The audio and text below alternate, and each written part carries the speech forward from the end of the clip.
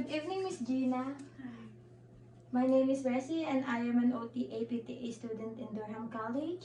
The occupational therapist sent me to do your assessment for today. So the activity that we're doing is we're doing a cooking therapy.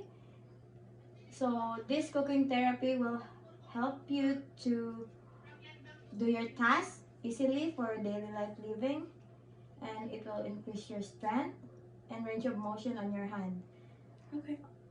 While we're doing the therapy, you might feel dizzy or tired, but don't worry, I am here to support you and help you and guide you.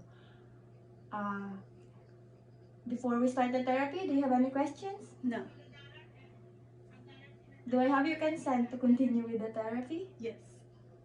Okay, so before we start the activity, I'm gonna demonstrate and explain to you what you're gonna do. So we have, I put everything to you ready already, so it's not, you don't have any hard time to find everything here. So I have the pot, the label, and Newton. So instead of you doing, reaching the pot, you can use both of your palm like this and lifting it, so you're not using your hand to carry the pot. So use your palm and then put it on the stove. So I have this plastic ladle for you. I made this for you instead of using like the metal ladle that's heavier. I made a plastic ladle so it's lighter, and I cover it with foam to make it easier for you to grip. And now we're going to cooking. So we're while you're using your dominant hand to stir your food, you can use both of your hands to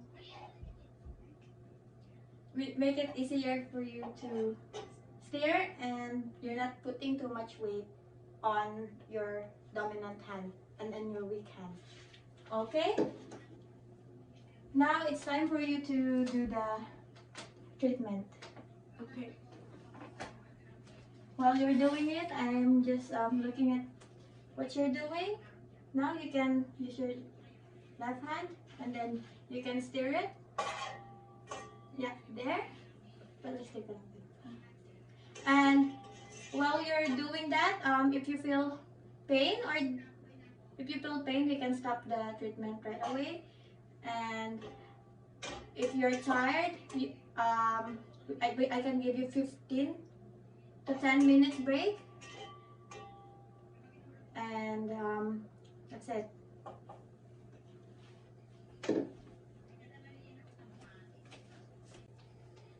Now I'm gonna give you some few tips before you go home. I want you to avoid carrying, lifting, and reaching some heavy things that can cause harm to your hand. Avoid bending as well. And also, I want you to avoid doing some activities that might cause you to get fatigued easily. And also, I'm gonna ask the occupational therapist if I can make some schedule for you for your everyday daily activities. For example, Monday you're gonna do this activity, Tuesday you're doing some exercise, Wednesday modalities, something like that. Do you have any questions before we end this treatment? No. Concerns? No. Thank you, Miss Gina. You have a good day.